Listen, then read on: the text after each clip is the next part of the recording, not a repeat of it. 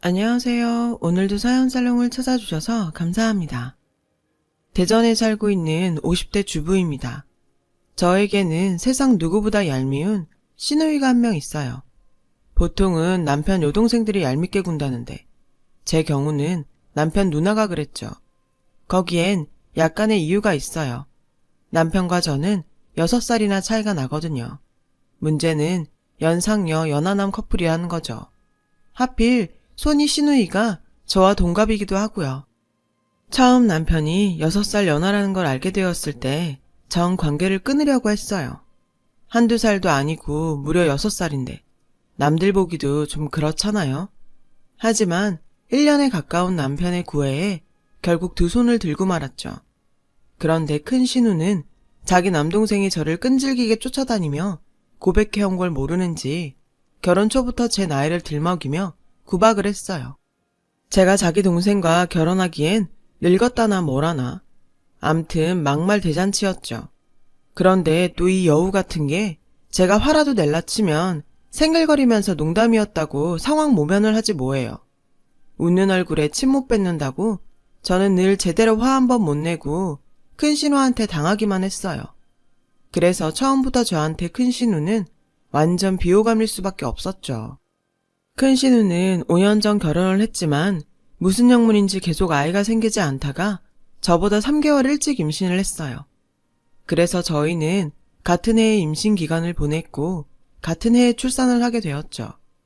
반갑지 않은 이런 우연 때문에 저는 솔직히 좀 피해를 본 감이 있어요. 임신했다고 어찌나 유난을 떨던지. 큰 신우 때문에 저는 시댁에서 제대로 대접도 받지 못했고 막달이 되어 출산을 앞뒀을 땐 큰 신우가 먼저 출산을 해서 정신없는 육아에 시부모까지 동원되는 바람에 저는 제대로 축하도 받지 못했거든요. 당연히 서운했죠. 저도 사람인데 왜 안 그렇겠어요. 그런데 본격적으로 감정에 고립해인 건 제가 딸아이를 출산하면서부터예요. 요즘 세상에 누가 아들, 딸을 구별하나요? 그런데 큰 신우는 자기는 아들을 낳았다고 그렇게 유세를 떠는 거예요. 처음엔 저러다 말겠지 싶어서 참고 넘기려고 했는데 이게 끝도 없는 거예요. 옳게 그래도 아들은 하나 낳아야지. 우리 집 대를 끊을 셈이야? 말끝마다 아들 타령을 하며 시부모님도 하지 않는 압박을 가하지 않겠어요. 저는 그 말에 가만히 있으면 안 될 것 같아 뭐라고 말을 하려고 했는데 제 옆에 있던 남편이 먼저 나서서 큰 신우한테 한 소리 하더라고요. 요즘 누가 대의으라고 아들 타령을 해? 누난 조선시대 사람이야? 촌스럽게. 남편도 큰 신우의 행동이 꼴사나웠는지 이렇게 말을 했고 큰 신우는 남편 말에 발끈해서 소리를 쳤어요. 야, 아무리 아들 딸 구분 안 한다고 해도 너 죽으면 제사 지내줄 사람은 아들뿐이야. 딸 자식 잘 키워봤자 남의 집 제사밖에 더 지내니? 뭘 알지도 못하면서 큰 소리야. 큰 신우의 말에 어이가 없었어요. 아니, 아직 살 날이 얼마나 창창한데 벌써 제사 걱정을 한대요. 그리고 자식을 제사 지내라고 놨나요? 기가 막혀서 헛웃음이 나오더라고요. 옳게? 지금 나보고 웃었어? 제가 우는 걸 봤는지 큰 신우는 도끼 눈을 뜨고 나를 세우더라고요. 솔직히 마음 같아서는 이참에 한판 붙고 싶었지만 시부모님이 계셔서 참았어요. 그래서 딴 생각하다가 웃음이 났다고 대충 둘러대곤 얼렁뚱땅 넘어갔어요. 그날 이후 큰 신우는 본격적으로 저를 볼 때마다 은근히 아들 낳은 유세를 떨었고 제가 반응이 없자 저희 딸아이를 괴롭히기 시작했어요. 얜 지지배가 오빠한테 앉으려고 하네. 종혁이가 소영이보다 먼저 태어났으니까 앞으로는 오빠라고 해. 오빠라고 불러봐. 오빠. 주방에서 시어머니와 음식 준비를 하던 저는 큰 신우가 제 딸아이에게 자기 아들한테 오빠라고 부르라고 강요하는 걸 보고는 참을 수가 없었어요. 그래서 음식을 하다 말고 거실로 나가 큰 신우한테 한 소리를 했어요. 형님, 종혁이랑 소영이 동갑이잖아요. 근데 무슨 오빠예요. 어머머, 한 집에 동갑이 어딨어? 우리 종혁이가 3달 먼저 태어났으니까 오빠지. 그리고 올케랑 나도 동갑인데 올케는 나한테 형님이라고 하잖아. 아, 무식한 건지 막무가내인 건지 도통 말이 안 통하더라고요. 생각 같아선 그걸 지금 비유라고 하냐고 따져 묻고 싶었어요. 그런데 그 순간 시어머니가 끼어들지 뭐예요. 예, 그건 우리 큰애 말이 맞다. 옛날엔 다들 그렇게 했어. 쌍둥이도 몇 분 먼저 태어나면 형 아니니? 시어머니를 보니 내가 말을 말아야 하겠더라고요. 이런 사람들한테 내가 뭔 소리를 하겠냐 싶었거든요. 그런데 여기서 한술 더 뜨는 사람이 있었어요. 바로 저희 시아버지셨죠. 큰 신우 말처럼 은근히 대를 이을 손자를 원했던 시아버지는 첫째로 딸을 낳고 둘째 소식이 없는 저에게 본격적으로 압박을 가하기 시작했어요. 우리 집 딸은 그 집 가서 그 집 장손까지 낳았는데 우리 며느리는 좀 분발해야 하지 않겠니? 아니, 임신이 무슨 경기도 아니고 왜 경쟁을 붙이는지 이해가 안 되더라고요. 저는 기가 차서 남편을 쳐다봤어요. 사실 저희 부부는 결혼 전부터 아이는 아들, 딸 구분 없이 한 명만 낳자고 약속을 한 상태였거든요. 그래서 저는 가족들 앞에서 그 얘기를 하라고 남편한테 무언의 신호를 보냈죠. 그랬더니 남편은 지금은 아니라는 듯 고민하는 눈치였어요. 하지만 저의 계속되는 신호에 어쩔 수 없이 말을 꺼내더라고요. 저희 둘째는 갖지 않기로 했어요. 남편의 말에 시댁 식구들은 눈이 동그래져서는 금방이라도 무슨 일이 일어날 것처럼 저를 쏘아보더라고요. 말은 남편이 했는데 말이에요. 저는 따가운 시선을 받으며 말했어요. 우리가 애들을 여럿 낳아 기를 형편도 안 되고 여러 아이에게 사랑을 나눠주느니 한 명한테 몽땅 쏟아붓고 싶다고 말이죠. 그리고 그건 결혼 전부터 약속한 거라고 말이에요. 그러자 시아버지는 기다렸다는 듯이 버럭 화를 내시더라고요. 그 중요한 걸 왜 니들끼리 결정해? 저는 시아버지의 태도에 당황해서 아버님 얼굴을 보며 말했어요.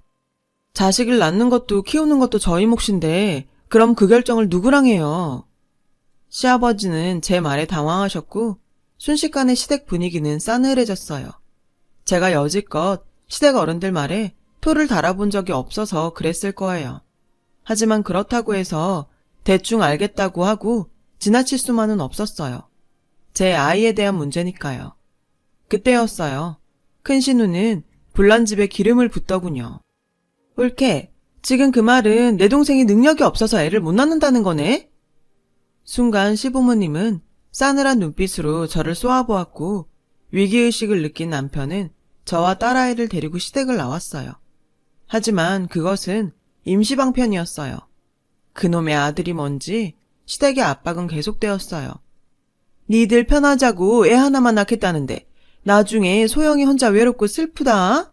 너희가 억만금을 남길 것도 아니잖아. 그러니까 소영이한테 유산 남겨준다 생각하고 남동생 만들어줘. 사람은 다 태어날 때 자기가 먹을 거 갖고 태어난다잖아. 걱정하지 말고 나. 시부모님은 근 2년간은 생각을 바꾸라고 저를 들들 볶으셨어요. 저도 사람이라 짜증은 났지만 그래도 한쪽 귀로 듣고 한쪽 귀로 흘려버리며 버텼더니 2년이 지나고 나서부터는 서서히 포기하는 것 같았어요. 한 사람만 빼고요. 바로 큰 신우였죠. 엊그제 엄마가 울면서 전화하셨더라. 올케가 죽어라 말을 안 들어먹어서 더는 못하시겠다고. 손주 포기하시겠대. 어쩜 사람이 그러니? 노인네들이 늙음하게 손주 한번 안아보고 싶다는데 그걸 못해줘? 올케가 시집와서 한 게 뭐 있어? 혼수를 남들처럼 해왔어. 용돈을 제대로 들여봤어. 꼴랑 기집애 하나 낳은 거밖에 없으면서. 댐 못 있는 며느리 예전 같으면 소방 맞아도 할 말 없는 거야. 그런 걸 어르고 달래줬더니 기고만장해가지군. 쓸데없이 고집 부리지 말고 둘째 가져. 애는 엄마가 키워주신다니까. 형님도 지금 애 키우니까 아실 거 아니에요. 애는 낳는 것보다 키우는 게 더 중요하잖아요. 아무리 공평하게 사랑을 준다고 해도 그게 가능하겠냐고요. 둘째 낳으면 소영이 입장에선 부모 사랑 뺏기는 기분일 텐데 저 그러기 싫어요. 소영이한테 그런 상처 주기 싫다고요. 온전히 소영이한테만 사랑을 주고 싶어요. 저는 최대한 감정을 자제하며 말했어요.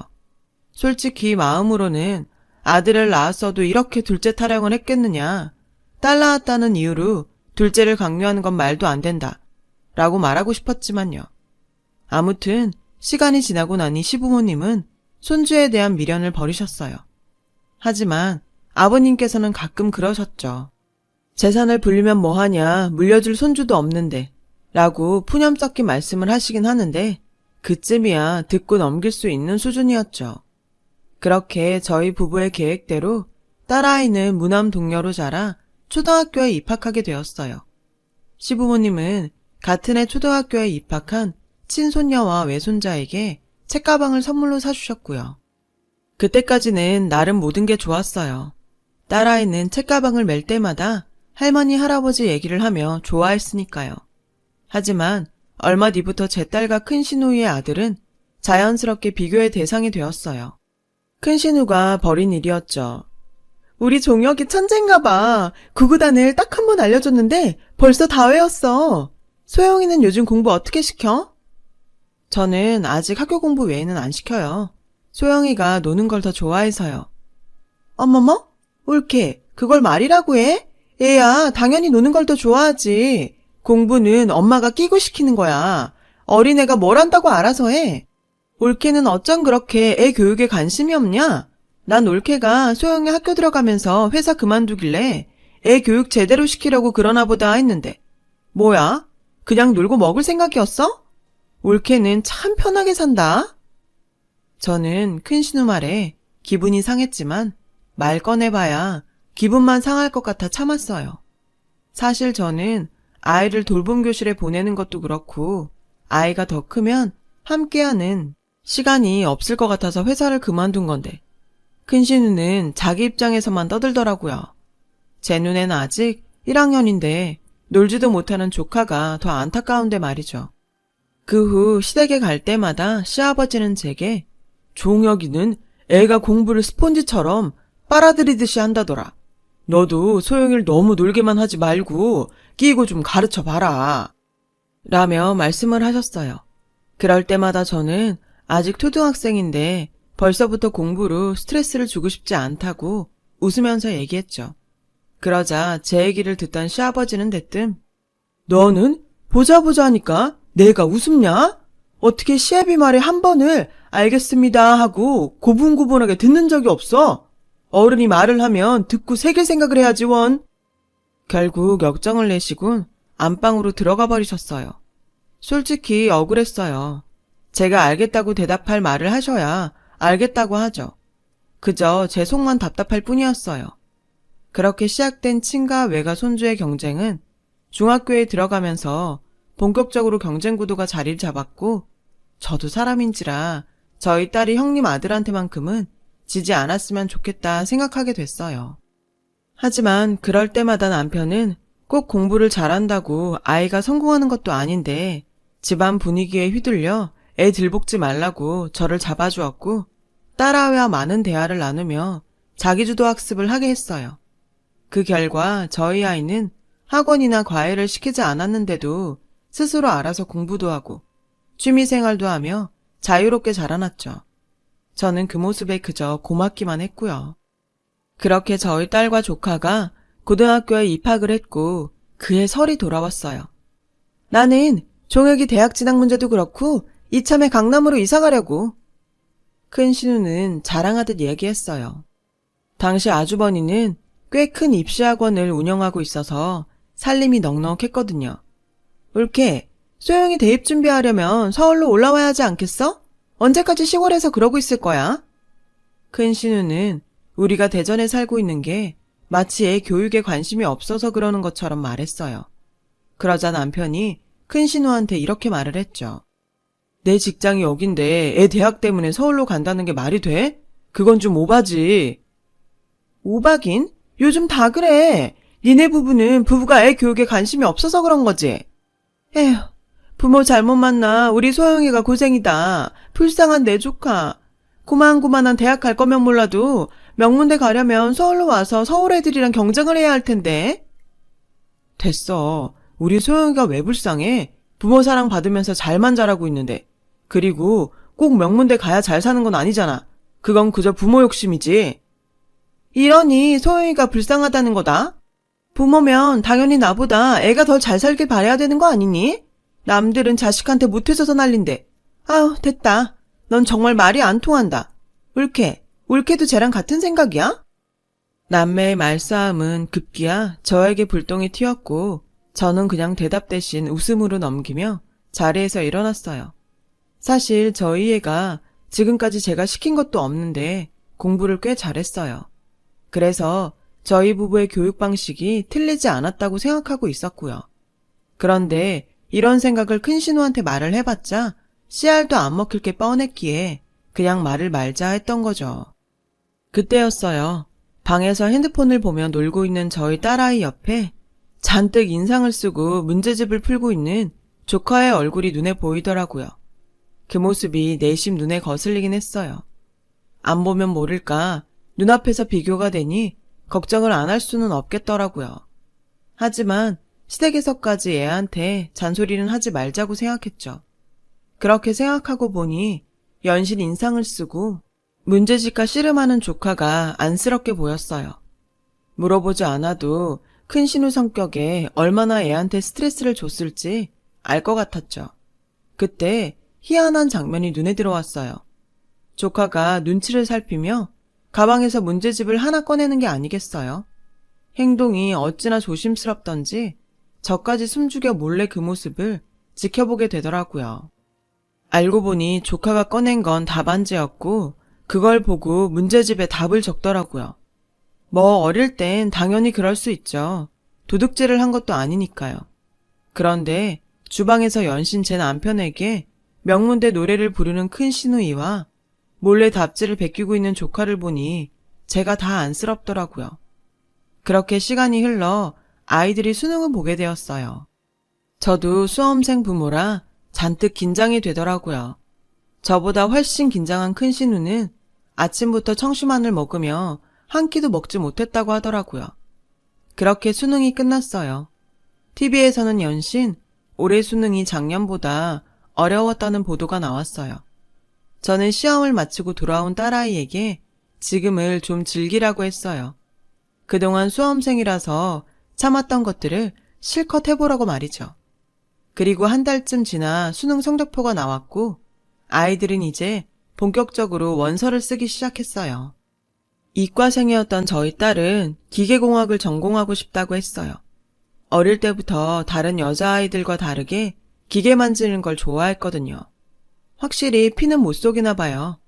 제 남편 직업이 건축 전기 설비사거든요. 그렇게 딸아이의 고등학교 졸업을 앞둔 설 명절이 되었어요. 그날은 먼 바람이 불었는지 큰 신우 혼자 본가에 내려와 있더라고요. 어머님이 그러시는데 조카는 명문대는커녕 일반대도 못 들어갔다더라고요. 재수를 하고 싶어도 큰 신우가 주변에 명문대 갈 거란 소리를 하도 떠들어놔서 도망치듯 유학을 떠나게 된 것 같았어요. 그 사정을 다 알고 있는데도 큰 신우는 저를 보자마자 마치 처음부터 유학을 염두에 두고 있었던 것처럼 꾸며댔어요. 그 모습을 보니 사람이 참 구차해 보이더라고요. 그때 남편은 시아버지의 호출로 차 키를 가지고 나갔고 저는 시어머니와 음식을 하느라 주방에 있었어요. 거실에선 큰 신우와 저희 딸아이만 남게 되었어요. 소영이는 대학 발표 났니? 서울로 오게 되면 고모 집에서 학교 다녀. 저는 집에서 다니려고요. 집? 예, 너 대전에 있는 대학 넣었니? 왜? 명문대는 못 가도 인서울은 해야지. 하긴 너처럼 부모한테 제대로 지원도 못 받은 애가 인서울대학 가는 게 쉽겠니? 고모가 봐도 니네 엄마랑 아빠는 너한테 너무 소홀했어. 너 대학 그렇게 된 건 다 네 부모 탓이야. 거참 듣자 하니 헛웃음이 나더라고요. 그런데 그때 시아버님 심부름을 마친 남편이 들어왔어요. 밖에서 큰 신우의 말을 들었는지 황당한 표정이더라고요. 뭘 소홀히 해. 우린 할 만큼 했어. 큰 신우는 마침 잘 됐다는 듯 남편에게 한 소리 하더라고요. 할 만큼 하긴. 내가 진작에 애 교육에 관심 좀 가지라고 했잖아. 인서울도 아니고 고작 대전에 있는 대학이 뭐니? 하긴 지집애야 뭐 시집가면 그만이니까. 야, 너 아들 안 낳길 천만 다행이다. 이런 걸 성견지명이라고 해야 하나? 그러면서 킬킬대는데 정말 뒤통수라도 한 대 치고 싶더라고요. 기집애는 시집이나 가면 된다니. 그게 고모가 조카 앞에서 할 소린가요? 그래서 한마디 하려고 했어요. 그런데 그래서 누나는 그 난리를 치고도 애 대학도 못 보내서 해외로 도피 유학시키는 거야? 누나 말대로라면 재수를 시켜서라도 명문대 보내야지. 뭐? 지는 어디 꼴 같지 않은 지방대 보내면서 큰 소리야, 큰 소리는. 뭐? 지방대? 그 순간 딸아이는 지 아빠를 끌어당기며 싸움을 말렸어요. 그리고는 조용히 지 고모한테 핸드폰에 찍어둔 대학 합격증을 보여주더군요. 딸아이의 합격증을 본 큰 신우는 눈이 왕방울만해졌어요. 저는 그 모습에 웃음이 나왔고요. 왜냐고요? 제 딸아이는 카이스트에 합격을 했거든요. 대입 원서를 쓰러 애 학교에 갔을 때 담임선생님이 그랬거든요. 우리 애 성적이면 대한민국에 있는 대학은 어디든 무난히 들어갈 수 있다고요. 딸아이는 자긴 무조건 카이스트 기계공학과에 갈 거라고 했어요. 그런 딸애가 얼마나 대견하던지. 다른 집 아이들처럼 돈 들여가며 억지로 공부시키지 않았는데 혼자 내신 관리며 수능 성적까지 완벽하게 관리했고 결국 원하던 카이스트 합격증까지 손에 넣었으니까요. 인서울, 그것도 명문대만 바라보던 큰 신우는 제 딸아이 합격증을 보고도 믿기지가 않았는지 몇 번이나 되물었어요. 네가? 정말 카이스트에 붙었다고? 소영이 네가? 놀라기는 주방에 있던 시어머니도 마찬가지였어요. 눈이 휘둥그레져서는 저에게 그러셨죠. 얘, 지금 소영이가 그 수자만 다닌다는 카이스트에 들어갔다는 거냐? 그렇다고 하자 어머님은 고춧가루가 잔뜩 묻은 고무장갑을 끼고 좋아서 손뼉까지 치시더라고요. 그 모습에 남편 역시 목에 힘을 주며 큰 신우한테 한 소리를 했죠. 누나, 하을에는 안 시켜도 이렇게 해. 괜히 여자 남자 구별하고 서울이니 지방이니 구분하는 사람들이 문제라고. 누나처럼 말이야. 알았어? 그러니까 이제라도 차별 좀 그만해. 그날 큰 신우는 세상 무너진 것처럼 망연자실한 표정으로 주저앉았어요. 저는 그 모습을 보니 지난 20년여간 쌓여왔던 채증이 한 방에 싹 내려가는 것 같았어요. 그날 이후 큰 신우는 저희 가족들 앞에서, 특히 소영이 앞에서 어떤 얘기도 못하고 있어요. 유학 중이던 조카는 그곳에서도 영어가 잘 되지 않아 고생을 하는 눈치였어요. 한국으로 들어오고 싶다고 거의 매일 지 엄마에게 영상통화를 한다나 봐요. 저는 가끔 속이 답답할 때면 그때의 일을 떠올리곤 해요. 그럼 속이 뻥 뚫리거든요. 아, 손자 타령을 하던 저희 시아버님은 저희 딸이 카이스트에 들어가자 동네에 플랜카드까지 걸어놓으셨어요. 덕분에 시댁에 갈 때마다 동네 사람들이 카이스트 간 딸 잘 있냐고 할 정도예요. 이렇게 기특한 일을 해낸 제 딸아이는 현재 대학교 4학년이에요. 딸아이는 취직을 하기보단 학교에 남아 연구를 계속하고 싶다고 하더라고요. 저야 뭐 딸애가 원한다면 뭐든 오케이죠. 이렇게 얘기를 하고 나니 속이 더 시원해집니다. 제 사연을 들어주셔서 감사드려요. 건강한 하루 되세요. 여러분, 사연 댓글에 응원과 현명한 조언 부탁드려요. 좋아요와 구독은 저에게 큰 힘이 됩니다. 오늘도 좋은 일 가득하세요.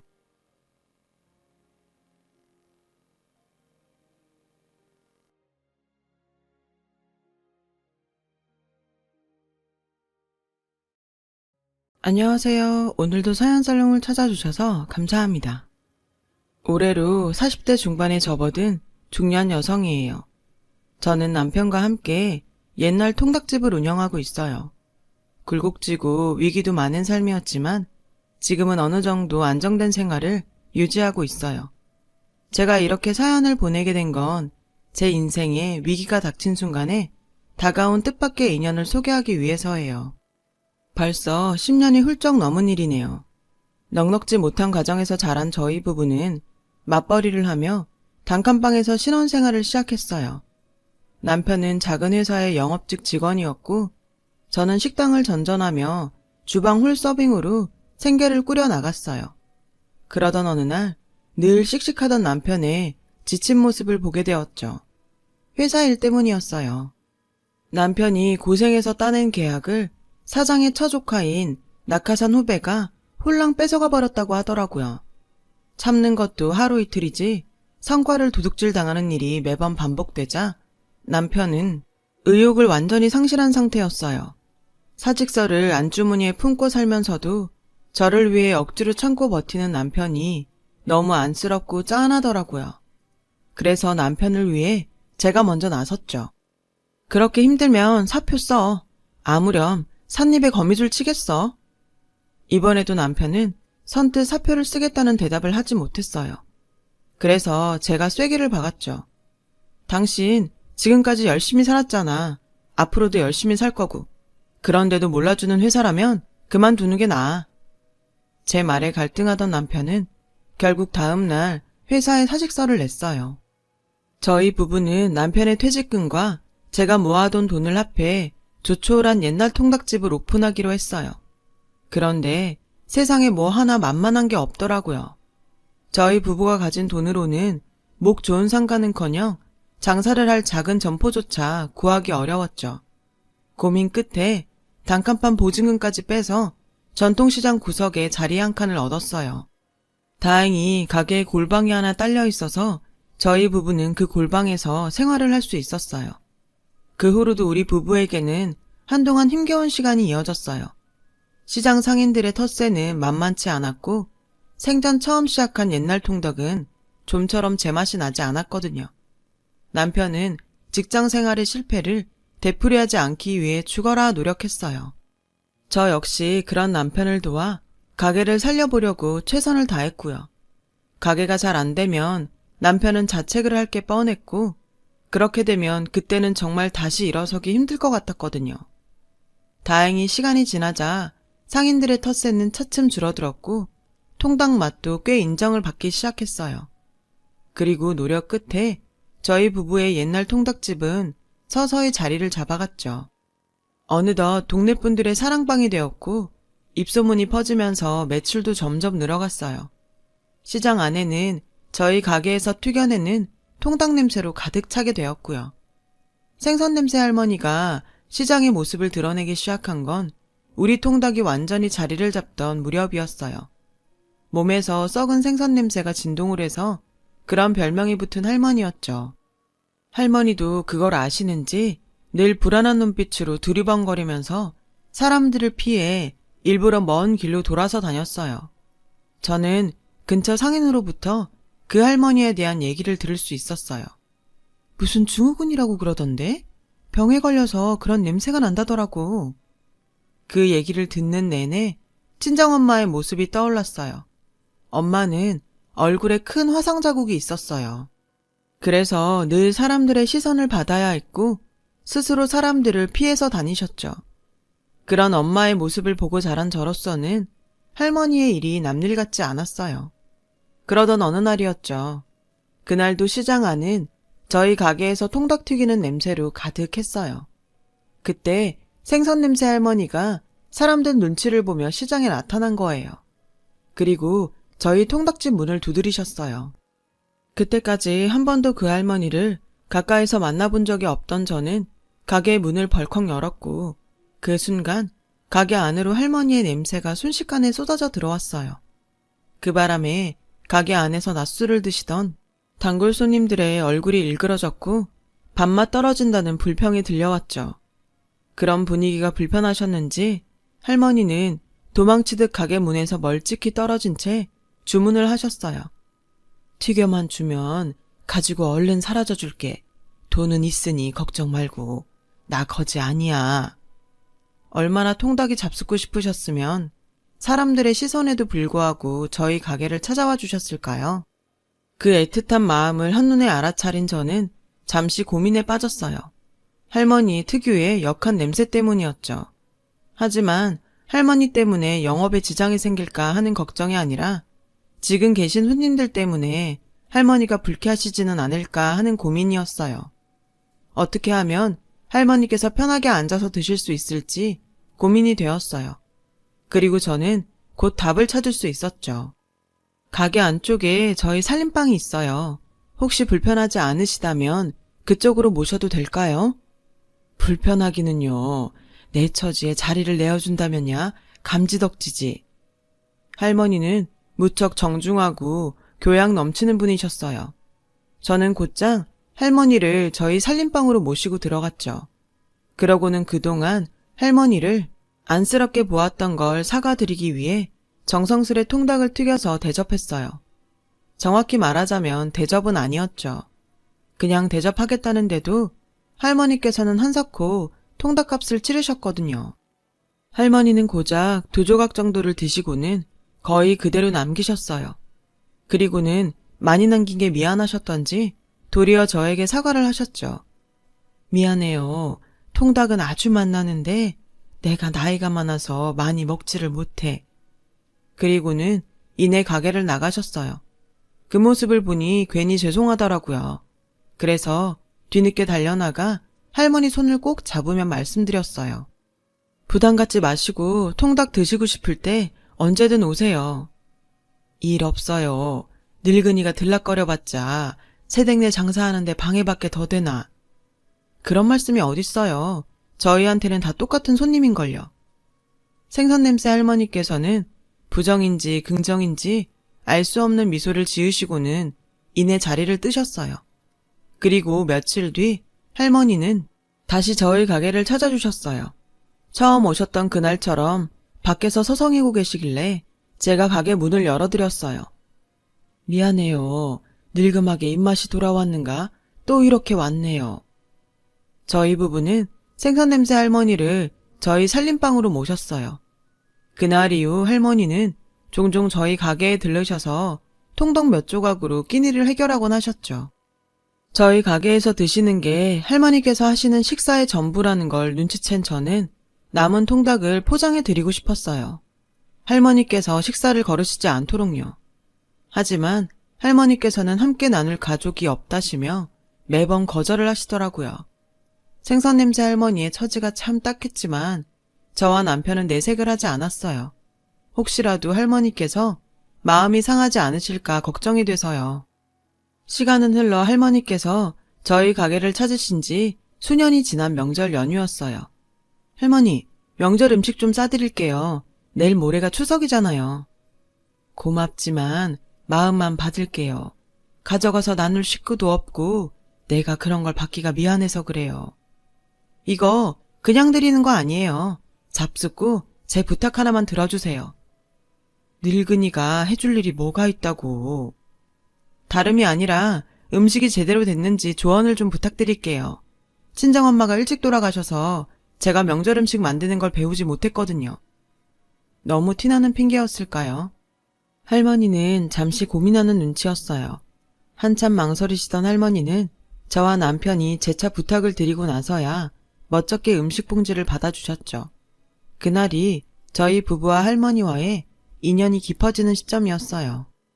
그날 이후 할머니께서는 저희 부부에게 마음을 완전히 열어주셨고 전보다 훨씬 많이 저희 부부의 통닭집을 찾아주셨습니다. 그러는 동안 주변 상인들이 저에게 종종 할머니의 뒷담화를 걸어왔어요. 통닭 언니 하는 비위도 참 좋아. 혹시 비염이야? 그게 자꾸 무슨 소리래? 아니 그렇잖아. 나 같은 냄새에 옮을까 싶어서라도 얼굴 마주하기 싫겠구만. 알아보니까 옮는 병 아니라더라. 옮거나 말거나 똥꾸락내가 자꾸 심해지는데 뭐.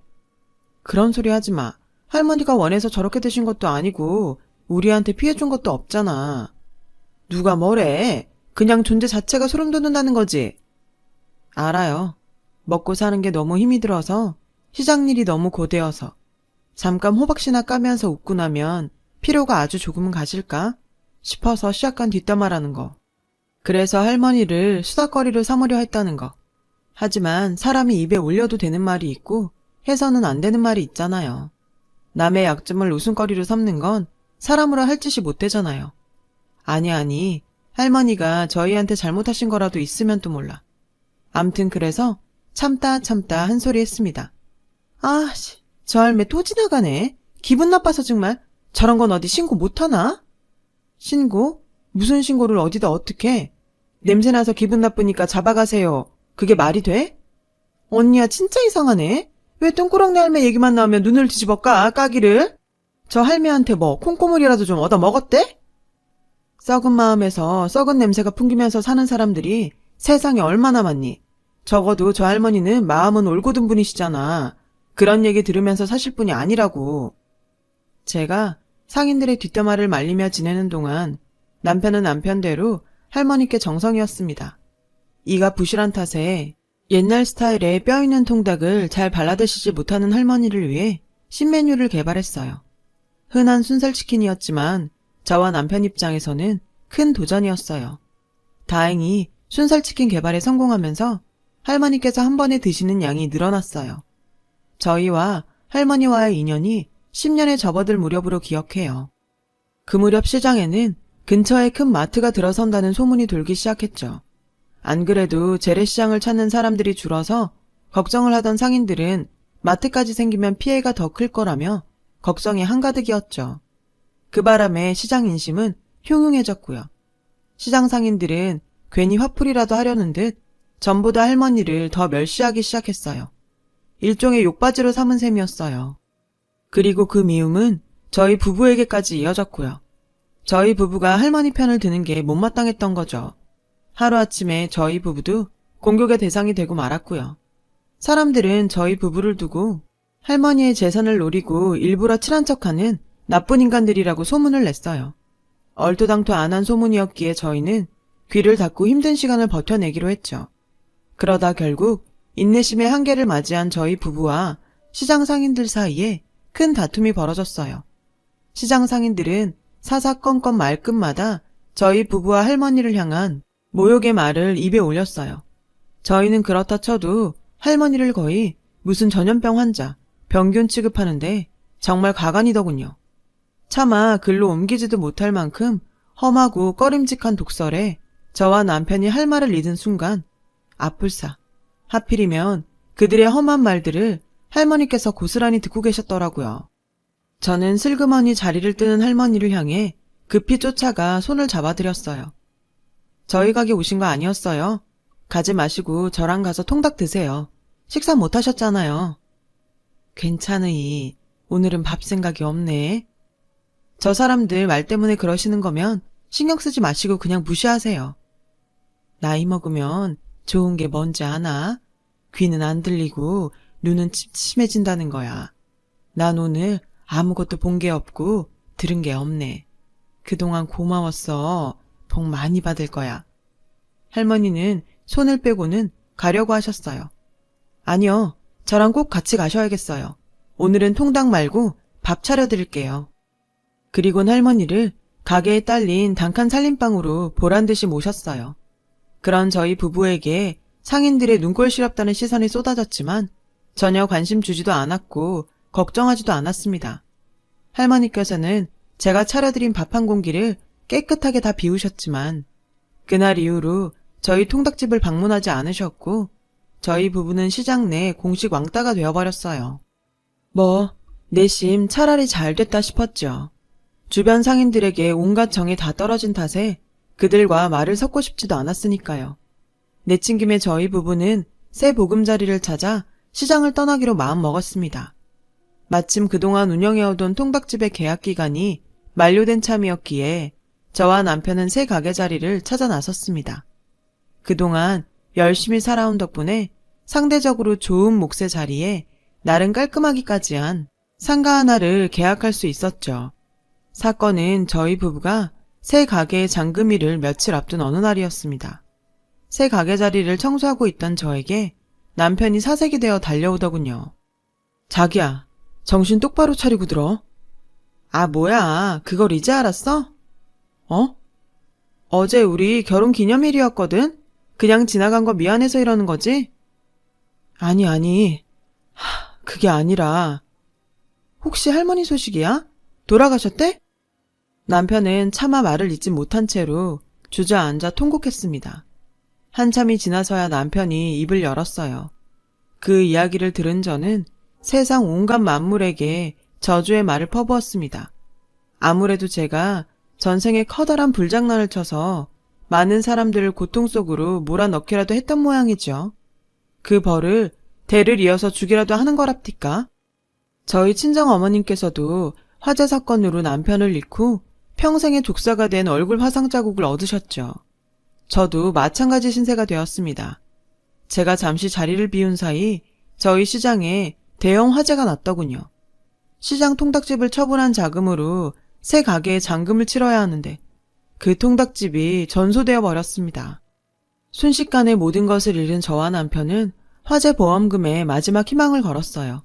하지만 보험금마저도 제대로 받지를 못할 상황이었어요. 건축 관련 법이 개정되면서 저희 시장 통닭집의 거의 대부분이 무허가 건물이 되어 있더군요. 보상을 받을 수 있는 부분은 저희 부부가 생활하던 단칸 산림방 구역이 전부였어요. 새 가게의 잔금을 치르기에는 턱없이 부족한 금액이었어요. 저희 부부는 새 가게의 잔금을 치르기 위해 갖은 방법을 찾아보았지만 잔금일이 코앞이던 탓에 모두 실패하고 말았죠. 결국 저희 부부는 새 가게의 계약금까지 날려버린 채로 거리에 나앉는 신세가 되어버렸어요. 그리고 며칠을 넋을 놓은 사람처럼 두문불출하던 남편이 돌아와 던진 한마디에 저의 가슴이 미어졌습니다. 고향 후배들 통해서 뱃일 하나 잡아놨어. 뱃일? 갑자기 무슨 뱃일? 얼마나 다행이냐? 원양어선까지는 아니어서. 다행이라니 무슨 말이 그래? 원양어선이고 아니고를 떠나서 뱃일이 얼마나 위험한 건데. 그렇다고 사지 멀쩡한 장정이 놀고만 있을 수는 없잖아. 공사판보다 훨씬 짭짤하기도 하고. 남편은 걱정하는 저에게 마치 어린아이 달래는 아버지처럼 웃어주었습니다. 정신을 차려보니 제가 먼 길 떠나는 남편을 배웅하고 있었어요. 가지 말라는 이야기가 목까지 차올랐지만 차마 입이 떨어지지 않더라고요. 뱃일이라는 것이 무척 위험한 것임을 잘 알고 있었지만 당시에는 남편의 뜻에 따라주는 것밖에 저희 부부가 생계를 이어나갈 방법이 떠오르질 않았으니까요. 제가 마음을 다잡은 건 남편의 공허한 빈자리를 느낀 다음에서였습니다. 방 한 칸은 내 손으로 직접 마련하자. 남편이 돌아왔을 때 편히 쉴 수 있도록. 그렇게 다짐한 저는 식당 일자리를 찾아 동네를 배회했습니다. 하지만 시장 상인들이 동네방네 저에 대한 안 좋은 소문을 퍼뜨려 놓았던 탓에 일자리는 주어지지 않았고 좌절한 저는 무슨 생각이었는지 잿더미가 된 시장 통닭집에 주저앉아 홀로 술잔을 기울이고 있었어요. 그때 멀리서부터 정겹고 반가운 냄새가 풍겨왔습니다. 한동안 모습을 보이지 않던 할머니였죠. 이제야 만나게 되는구만. 난 멀리 북망산이라도 떠나버렸나 했구만은. 혹시 저 기다리셨어요? 기다리기만 했겠어. 매일 찾아와 이러고 있었지.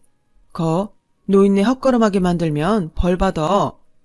할머니께서 처음 보여주신 어스레에 저도 모르는 사이 웃음이 나오더군요. 식사는요? 또 안 하셨어요? 보면 몰라? 배고파. 아휴, 근데 어쩌죠? 제가 지금 식사를 대접할 상황이 아닌데. 왜? 주방이 없어가지고?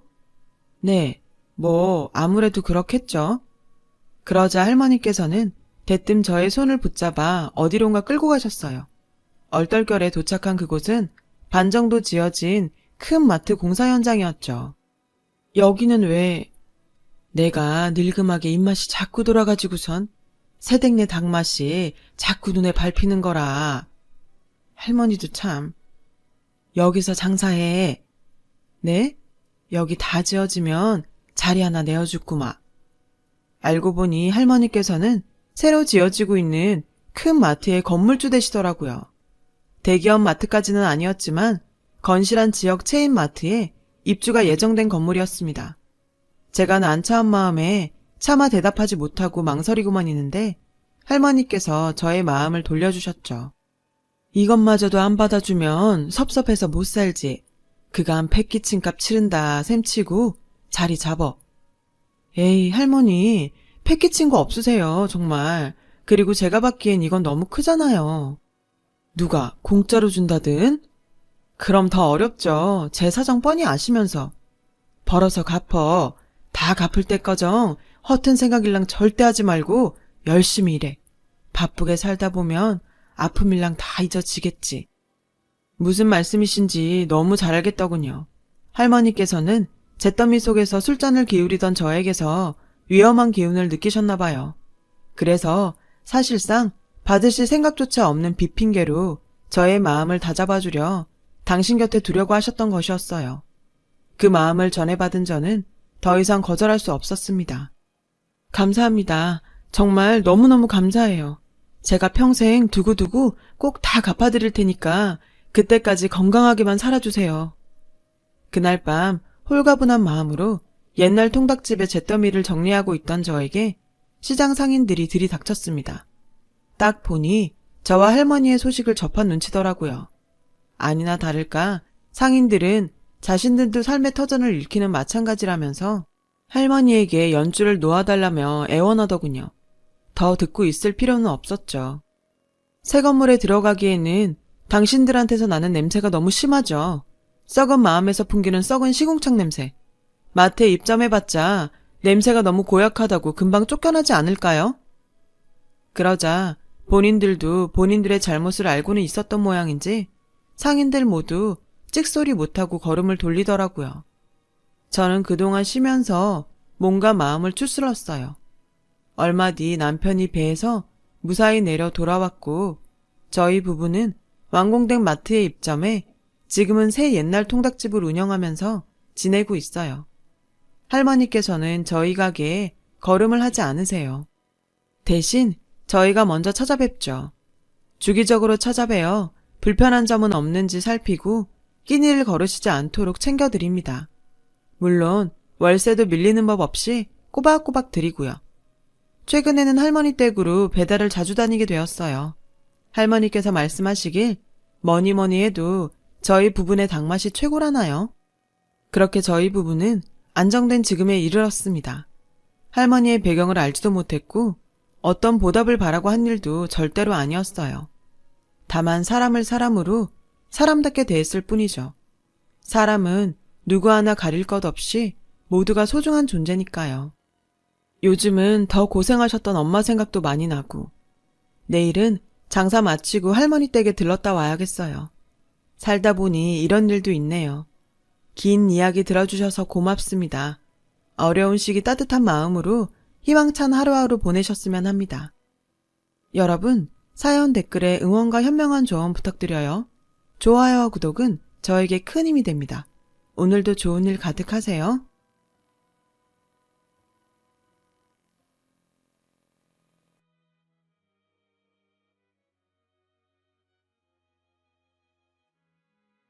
안녕하세요. 오늘도 사연살롱을 찾아주셔서 감사합니다. 저는 얼마 전 첫 아이를 임신한 예비 엄마예요. 남편도 저도 아이를 좋아해서 결혼하고 1년 뒤부터 열심히 몸 관리를 하며 임신 준비를 했어요. 그런 노력에도 불구하고 연이어 3번이나 실패를 해서 속상했었는데 드디어 임신이 되었지 뭐예요. 남편은 절대 안정이 필요하다며 육아휴직을 신청하라고 했어요. 말이 쉽지 직장생활 하면서 구미에 맞게 육아휴직 쓰는 게 어디 쉽나요? 덜컥 휴직 신청했다가 그대로 경력 단절이 되어버릴 수도 있으니까요. 하지만 저는 그럴 걱정은 없었어요.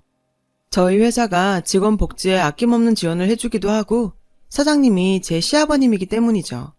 그렇다고 저만 특별 대우를 받는 건 아니에요. 아버님께서는 저뿐 아니라 아이를 키우거나 임신 중인 직원들에게 똑같은 복지를 제공하고 계시거든요. 그래서 다른 회사들처럼 눈치 안 보고 육아휴직을 쓸 수 있어요. 회사 사람들 중에는 제가 사장님 며느리라는 걸 모르는 사람이 없어요. 제 결혼식에 참석했던 회사 동료들이 식장에서 저희 시아버님을 봐버린 탓이었죠. 처음에는 이게 부담스러워서 이직을 할까 고민을 많이 했어요. 아무래도 동료들이 저를 예전처럼 대하기 힘들 테니까요. 그렇다고 쉽게 그만둘 수도 없었어요.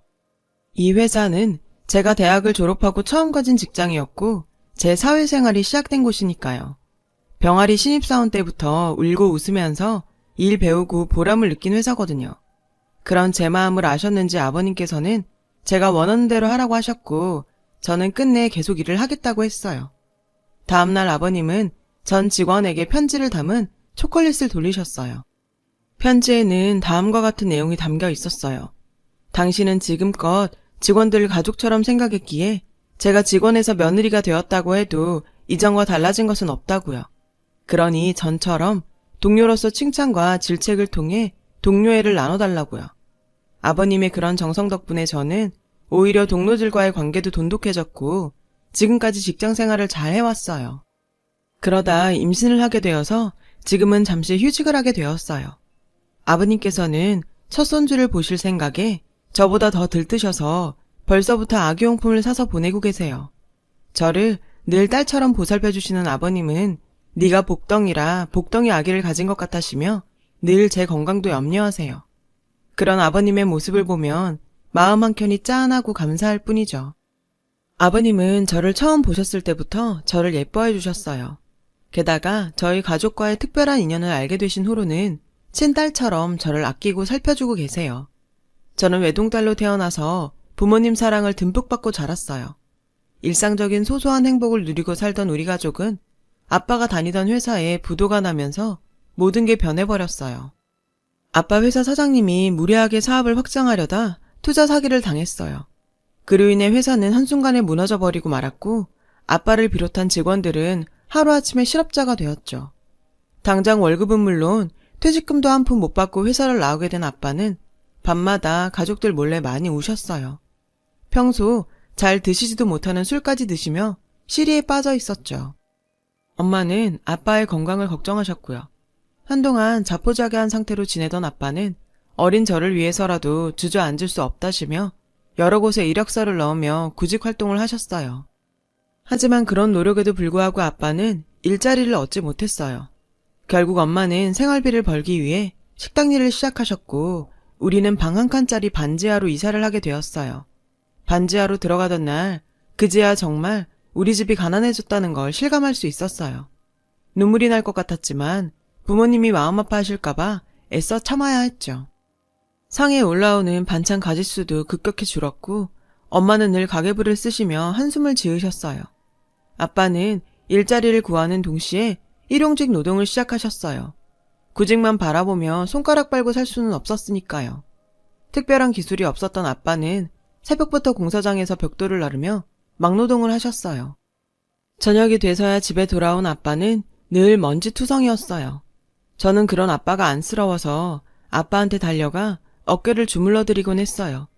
제가 해드릴 수 있는 건 그것뿐이니까요. 엄마가 식당 일로 벌어오는 월급과 아빠의 일당으로 우리 가족은 하루하루 연명하다시피 생활을 했어요. 시간이 지나도 아빠는 취직이 안 됐고 결국 반노숙자 생활을 하게 되셨죠. 그 사실을 알게 된 건 어느 늦은 밤이었어요. 잠결에 엄마와 아빠가 심하게 다투는 걸 들었거든요. 당신 미쳤어? 집 놔두고 왜 노숙을 해? 멀쩡한 집 놔두고 왜 길에서 자냐고. 엄마가 울면서 소리치더라고요. 저는 도대체 무슨 일인가 했죠. 그래서 자는 척하며 귀를 쫑긋 세웠어요. 아빠가 요새 며칠씩 집에 안 들어오신 건 알고 있었어요. 엄마와 저는 그게 단지 공사장 일이 바쁘셔서 직원 숙소에서 주무시는 걸로 알고 있었거든요. 그런데 그게 아니었나 봐요. 엄마가 식당 일을 마치고 퇴근하다가 우연히 노숙자들 틈에서 쪽잠을 자고 있는 아빠를 발견한 거였죠. 그 길로 엄마는 아빠를 끌고 집으로 왔고 야밤에 부부싸움이 시작된 거였어요. 엄마는 급기야 울음을 터뜨리셨어요. 아빠는 그런 엄마를 달래며 미안하다고 하시며 요즘 들어 막노동 일을 구하는 게 힘들어져서 공사장 근처에서 밤을 새고 다른 사람들보다 일찍 일을 잡으러 갈 수밖에 없었다고 하셨어요. 늦으면 자리를 뺏기니까요. 그러다 보니 자연스레 주변 노숙자들과 섞여서 지내게 되었다고요. 내가 구걸하며 살겠다는 것도 아닌데 그렇게 화낼 일이야? 보기가 안쓰러우니까 그렇지. 내 남편은 길바닥에서 자며 일하는데 내가 어떻게 마음 편히 살 수가 있어.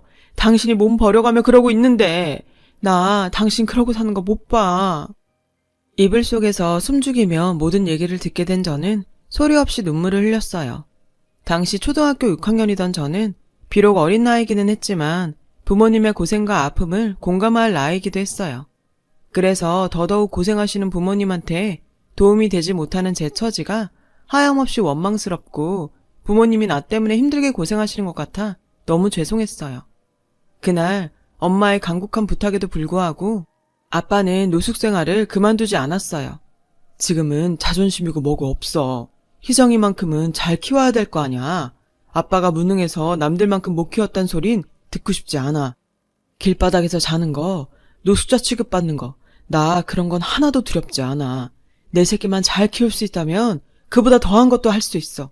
어차피 취직만 되면 그만할 일이야. 그러니까 그때까지만 참고 기다려줘. 그 후로도 아빠는 며칠 간격으로 집에 들러 빨랫감을 놓고 가는 것 외에는 밖에서 생활을 하셨어요. 그러면서도 포기하지 않고 꾸준히 회사에 이력서를 넣으셨어요. 아빠가 노숙을 그만두게 된 건 제가 중학교 2학년에 올라가던 때였어요. 아빠가 마침내 새로운 회사에 취직을 하게 되었거든요. 비록 규모는 작은 중소기업이었지만 아빠는 다시 직장인으로 돌아가게 되었어요. 무엇보다 아빠가 더 이상 힘든 육체노동을 하지 않아도 된다는 게 기뻤어요. 막노동을 하신 몇 년 동안 아빠는 허리와 어깨 통증을 달고 사셨거든요. 새롭게 첫 출근을 하고 오신 날 아빠는 기념을 해야 한다면서 엄마와 저를 데리고 고깃집으로 가셨어요. 이런 날이 다시 오지 않으면 어떡하나 그동안 두려웠다고 하시더군요. 지금까지 다들 잘 참고 버텨주어서 고맙다면서 앞으로는 더 열심히 살아보자고 하셨죠. 그 말에 엄마는 주변 사람들이 쳐다볼 정도로 펑펑 우셨어요. 하지만 아빠가 취직이 되셨다고 해서 한순간에 집안 사정이 확 나아지는 건 아니었어요. 중학생이던 제게 공부방을 만들어주기 위해 방 2칸짜리로 이사를 하면서 월세도 늘어났고 제게 들어가는 사교육비도 만만치 않았거든요. 엄마는 여전히 식당 일을 해야 했고 온 가족은 허리띠를 졸라매야 했어요. 중학교 3학년이 된 저는 부모님 몰래 전단지를 돌리던 아르바이트를 시작으로 그 나이에 할 수 있는 온갖 아르바이트를 해서 돈을 모았어요. 실업계 고등학교에 가서 남들보다 일찍 돈 벌 생각을 하면서요. 하지만 그 얘기를 들은 부모님은 한사코 반대를 하셨어요.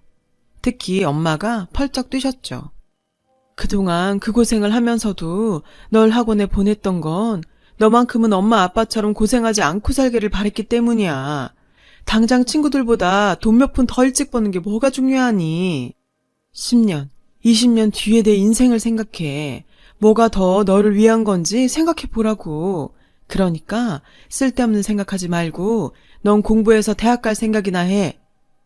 저는 아무 말도 하지 못하고 부모님 뜻에 따라 인문계 고등학교에 진학을 했어요. 제가 고등학교에 가고 난 뒤 아빠가 많이 아프기 시작하셨어요. 몇 년 동안 길에서 노숙을 하고 쉼없이 막노동을 하면서 몸을 혹사한 탓에 그 후유증이 나타나기 시작한 거죠. 처음에는 어깨나 허리에 단순한 근육통이 있는 정도로 알았는데 내부 장기에 문제가 있는 거였더라고요. 병원에 가서 건강검진을 받아보니 신장과 간에 문제가 있다고 하더군요. 그런데도 아빠는 고집을 부리며 치료도 거부하고 계속 일을 하셨어요. 치료는 제 대학 등록금은 마련한 다음에 받아도 늦지 않는다면서요. 게다가 수당 때문에 야근도 불사하셨죠. 엄마랑 제가 아무리 뜯어말려도 소용이 없었어요. 그런 아빠 때문에라도 저는 더욱 이를 악물고 공부했어요. 아빠가 일을 쉴 수 있도록 장학금을 받고 대학에 들어가겠다고 다짐을 했거든요. 남들 놀 때도 밤새워가며 열심히 공부한 끝에 저는 꽤 이름 있는 대학에 장학금을 받고 합격할 수 있었어요. 그렇게 대학생이 된 저는 장학금과 아르바이트로 번 돈으로 학비를 충당할 수 있었죠. 당시 제 머릿속은 하루빨리 취직을 해서 돈을 벌 생각으로 가득했어요. 그래야 아빠한테 회사 그만두고 쉬시라고 할 수 있으니까요. 그런데 하필 제가 회사에 취직을 하고 첫 출근을 하던 날 아빠가 쓰러지고 만 거예요. 첫 출근이라 잔뜩 긴장한 상태로 사수의 지시에 따라 업무 파악에 나섰는데 하필 그때 엄마한테 전화가 왔더라고요. 엄마는 아빠가 쓰러지셨다며 울먹이셨어요. 저는 곧장 병원으로 달려갔어요. 머릿속이 온통 하얗게 돼버린 채로요. 사실 놀라운 일은 아니었어요. 아빠 몸이 정상이 아니라는 건 엄마도 저도 잘 알고 있었으니까요. 왜 더 강하게 아빠를 말리지 못했을까 후회가 됐어요. 병원에서는 아빠 신장이 많이 안 좋다며 당장 입원해서 상태를 지켜보고 수술 여부를 결정해야 한다고 말했어요. 아빠가 입원을 하자 엄마는 식당 일을 마치면 곧장 병원으로 가셔서 아빠 곁을 지키셨어요. 다음날 아침에 병상을 지키시다 출근을 하곤 하셨죠. 물론 중간에 저랑 교대를 하기도 했지만 저보다는 엄마가 많이 고생을 하셨어요. 그렇게 아빠의 병간호를 하며 정신없이 보내던 와중에 한 남자가 나타났어요. 바로 지금의 제 남편이죠. 남편은 아버님 회사에서 평사원으로 경험을 쌓고 있던 상태였어요. 남편이 사장 아들인 건 알고 있었어요. 이미 남편에 대한 소문은 회사에 퍼져 있었거든요. 남편과 저는 팀원으로 함께 프로젝트를 진행했어요.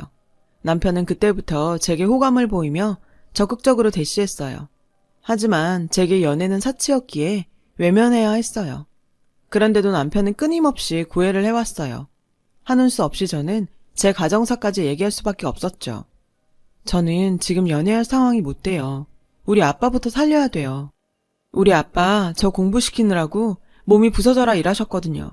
그 바람에 지금은 병원에 누워 계세요. 제가 지금 누구를 만나고 할 상황이 못 된단 말이에요. 무슨 사정이 있을 거라고 생각했어요. 그렇게 열심히 일하는 직원은 본 적이 없으니까요. 어떤 상황이든 서로 의지하면 더 힘이 되잖아요. 같이 이겨내요, 우리. 남편의 진심 어린 구애에 결국 저는 그 마음을 받아들이기로 했어요. 남편과의 연애는 그렇게 시작되었어요. 남편은 늘 자신이 데이트 비용을 부담하려고 했어요. 그럴 때마다 미안하기도 하고 한편으론 고맙기도 했죠. 그래서 종종 돈을 모아 선물을 하기도 했는데 사실 그래봐야 소박하고 초라한 것들 뿐이었죠. 그런데도 남편은 그런 선물에 감동하며 기뻐해 주었어요.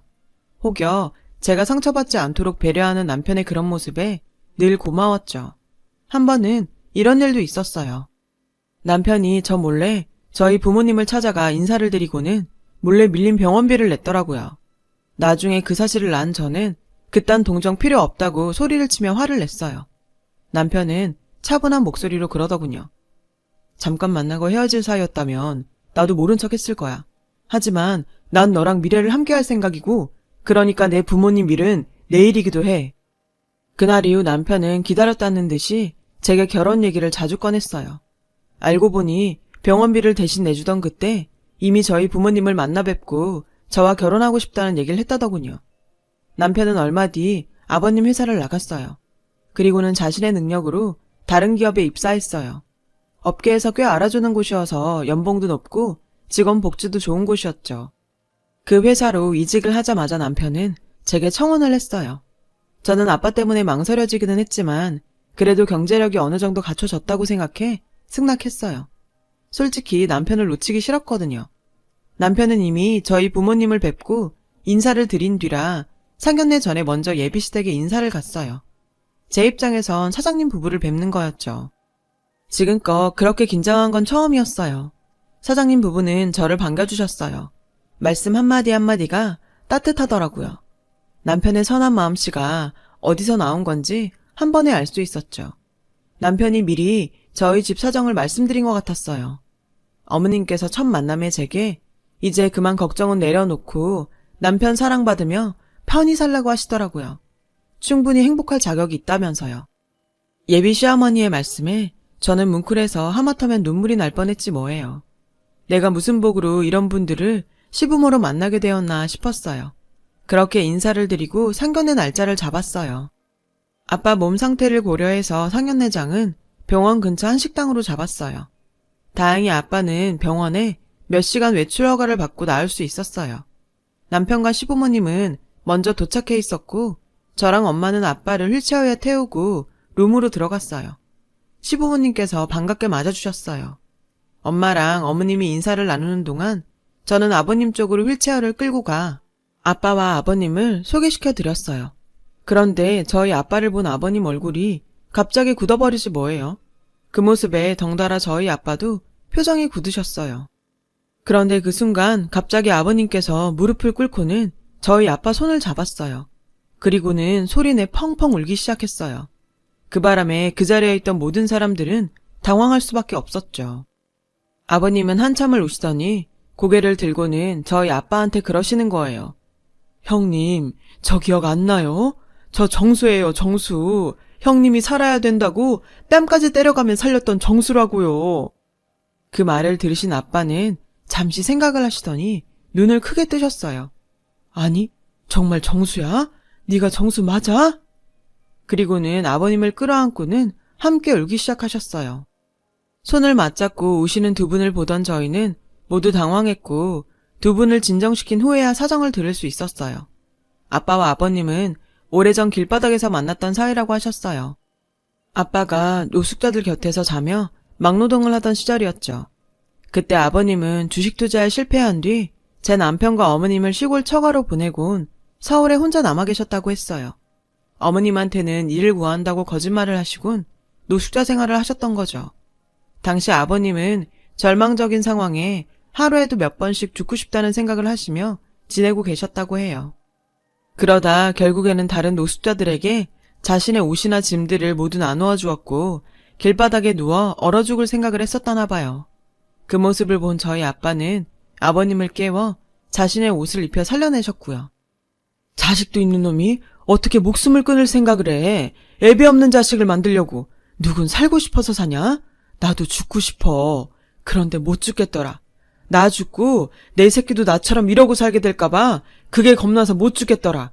그러니까 살아. 살아서 내 자식이 대학 가고 결혼해서 아들 딸 낳고 사는 것까지 다 지켜보고 그러고 죽어.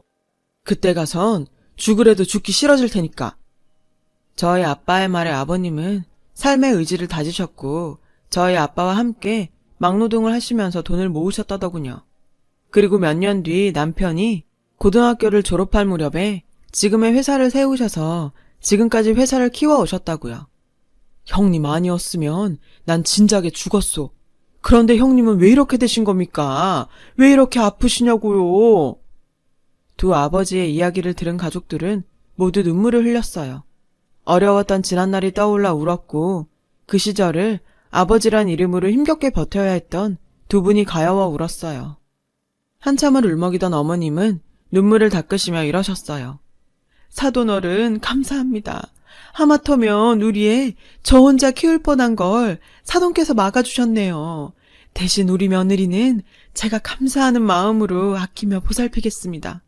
그동안 고생 많으셨는데 이제 아무 걱정 마시고 병마와 싸워주세요. 병원비는 걱정 마시고요. 제 남편 살려주신 생명의 은인인데 저희가 그 정도는 해야 하지 않겠습니까? 그러니 꼭 쾌차하셔야 합니다. 그날 이후 아버님은 매일 저희 아빠가 입원해 있던 병원에 찾아오셨어요.